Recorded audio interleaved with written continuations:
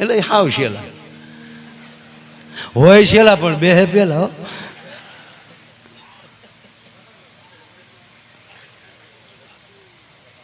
બે પગનો ભાગ પાડી લીધો, નાથાનો જમણો પગ અને પેમાનો ડાબો પગ.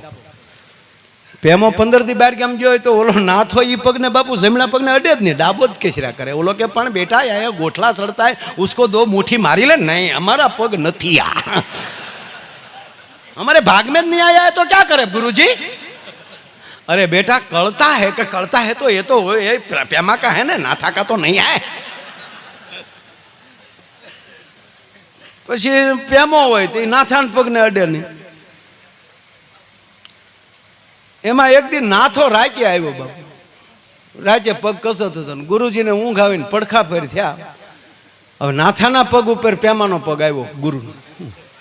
તો ગુરુના બે પગ આમ તો રહે જ ને કાંઈ.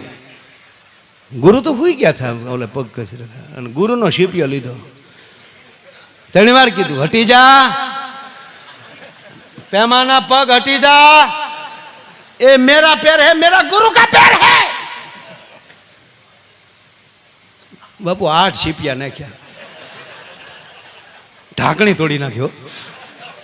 हाँ गुरु जी अरे क्या कर रहे हो. नहीं नहीं मेरे पेमा को अच्छा नहीं है बापू, हम बिगड़ गया है.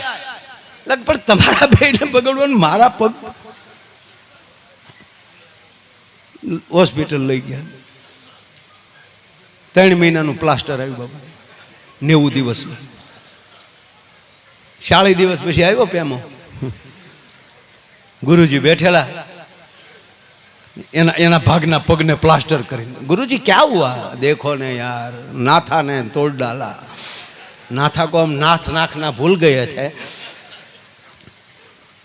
नाथा ની આ હિંમત, મારો પગ ભાંગ્યો. हेनथी भाग्यो शिपिया थी बेटा, शिपिया कहाँ है शिपिया. अरे बेटा ते तारी गा.